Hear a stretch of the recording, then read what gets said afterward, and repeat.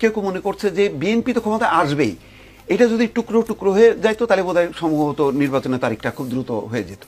আমার কাছে তেমনটাই মাঝে মধ্যে মনে হয়। আপনি দেখেন কালকে হাসনাত আব্দুল্লাহ কি বললেন যে জনতা পাশে যদি থাকতো তাহলে ওই দিল্লিতেও শেখ হাসিনাকে থাকতে হতো না, লন্ডনে তারেক রহমানকে থাকতে হতো না।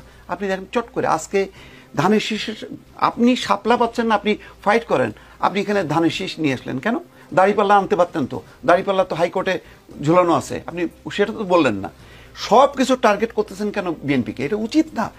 এখানে জামাত বিএনপি তারা যে আন্দোলন সংগ্রাম করছে গত 15 বছরে, সমস্ত ক্ষেত্রটা তো তারা প্রস্তুত করে দিছে।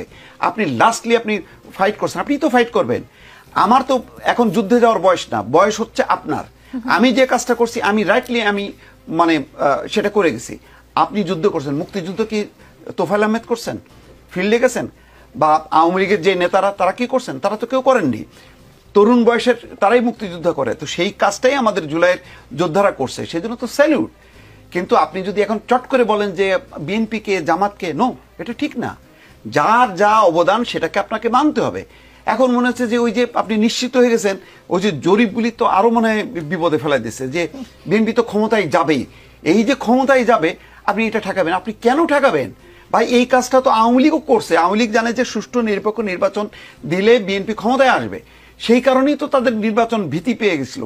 এখন কেন অন্যদের নির্বাচনে ভীতি পাচ্ছে? এটা তো অনিবার্য। যদি